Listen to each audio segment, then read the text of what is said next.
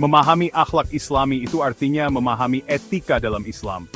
Akhlak mengajarkan bagaimana seharusnya seorang Muslim bersikap dalam setiap aspek kehidupan, termasuk bagaimana kita berinteraksi dengan keluarga, teman, bahkan orang yang tidak kita kenal. Akhlak adalah tentang memiliki kepribadian yang baik dan melakukan hal yang benar, meskipun sulit. Seseorang dengan akhlak yang baik itu jujur dan dapat dipercaya. Mereka baik hati dan peduli terhadap sesama. Mereka sabar dan pemaaf, bahkan ketika disakiti. Islam sangat menekankan pentingnya akhlak yang baik. Al-Quran dan ajaran Nabi Muhammad SAW menekankan nilai-nilai moral yang baik. Umat Muslim percaya bahwa memiliki akhlak yang baik adalah cara untuk mendapatkan ridha Allah.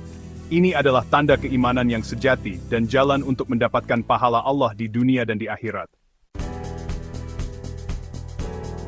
Dalam Islam, akhlak mulia sama pentingnya dengan syalat dan puasa. Akhlak mulia adalah salah satu pondasi iman kita. Nabi Muhammad SAW bersabda, "Sebaik-baik manusia di antara kalian adalah yang paling baik akhlaknya." Islam mengajarkan bahwa tujuan hidup kita adalah untuk beribadah kepada Allah, dan salah satu cara terbaik untuk beribadah kepada Allah adalah dengan menjadi pribadi yang baik. Ketika kita baik hati, jujur, dan peduli, kita sedang mencerminkan sifat-sifat Allah. Akhlak mulia juga bermanfaat bagi kita di dunia. Ketika kita dapat dipercaya dan jujur, orang lain akan menghormati kita. Ketika kita baik hati dan peduli, orang lain akan merasa nyaman dengan kita. Akhlak mulia menciptakan masyarakat yang harmonis. Akhlak mulia menumbuhkan rasa cinta, hormat, dan saling pengertian antar sesama. Nabi Muhammad SAW adalah teladan sempurna dari akhlak mulia. Beliau dikenal karena kejujuran, kebaikan hati, dan kasih sayangnya. Bahkan sebelum beliau menjadi nabi, orang-orang memanggilnya Al-Sadiq dan Al-Amin, yang artinya orang yang jujur dan dapat dipercaya. Nabi Muhammad SAW memperlakukan semua orang dengan hormat, tanpa memandang status sosial atau keyakinan mereka. Beliau selalu sabar dan pemaaf, bahkan kepada orang-orang yang telah menyakitinya. Ada banyak sekali kisah tentang akhlak mulia Nabi. Suatu hari, seorang wanita selalu membuang sampah kepada beliau setiap hari. Pada suatu hari, wanita itu tidak melakukannya. Nabi Muhammad SAW pergi ke rumah wanita itu untuk melihat keadaannya, dan ternyata wanita itu sedang sakit. Kisah ini menunjukkan arti sebenarnya dari kasih sayang dan memaafkan. Nabi Muhammad SAW tidak pernah menyimpan dendam. Beliau selalu membalas dengan kebaikan, bahkan kepada orang-orang yang memperlakukannya dengan buruk. Bagian 4. Menerapkan akhlak Islami di dunia modern. Ajaran Islam itu abadi.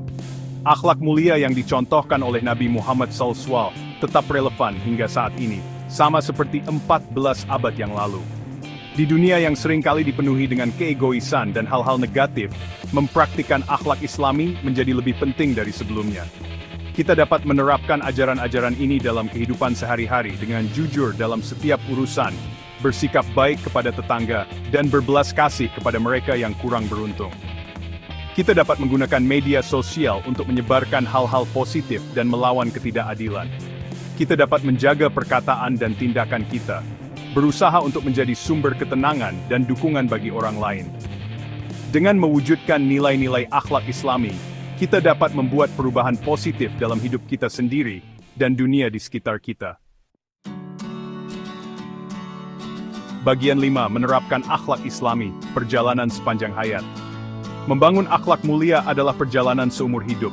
Dibutuhkan usaha yang terus-menerus dan introspeksi diri. Kita akan membuat kesalahan di sepanjang jalan, tetapi yang terpenting adalah terus belajar dan berkembang. Kita harus berusaha untuk meneladani Nabi Muhammad SAW, yang merupakan perwujudan dari akhlak Islam. Kita harus mencari ilmu, melatih kesabaran, dan selalu memilih untuk berbuat baik. Ingatlah bahwa akhlak kita adalah cerminan dari iman kita. Dengan berusaha untuk meningkatkan akhlak kita, kita akan semakin dekat dengan Allah dan menjadi manusia yang lebih baik.